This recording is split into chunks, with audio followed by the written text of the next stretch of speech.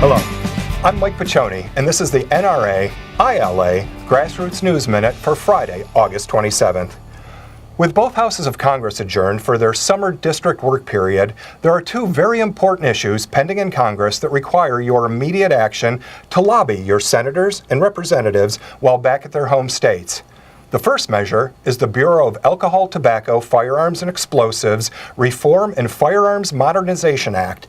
This important legislation would roll back unnecessary restrictions, correct errors, and codify long-standing congressional policies in the firearms arena. These bipartisan bills are a vital step to modernize and improve BATFE operations.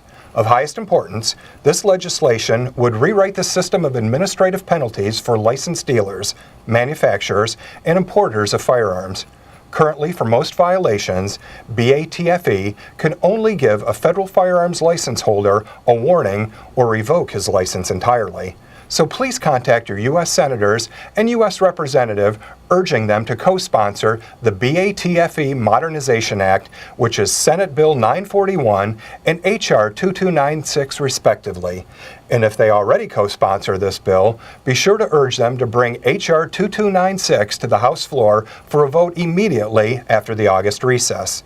The second measure we need your help on is the Second Amendment Enforcement Act. This legislation would eliminate several of the Washington, D.C.'s most restrictive gun control laws passed in the wake of the U.S. Supreme Court's landmark Heller decision.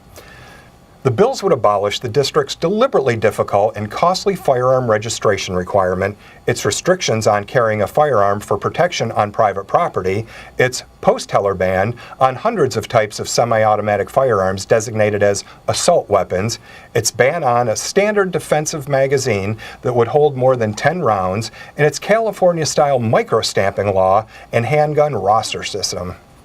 And while anticipating continuing efforts by the D.C. City Council to suppress gun ownership by preventing gun dealers from conducting business in the district, the bills also provide for D.C. residents to legally buy handguns from FFLs in Maryland and Virginia, and they prescribe reasonable conditions for lawful transportation of firearms within the district. So again, please be sure to contact your U.S. senators and U.S. representative as soon as possible and ask them to co-sponsor and support these two very important measures.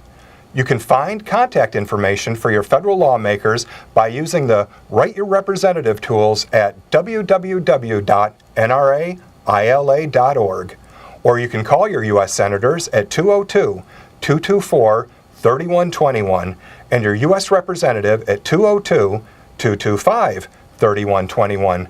For more information on these stories and up-to-date legislative alerts, please be sure to visit www.nraila.org.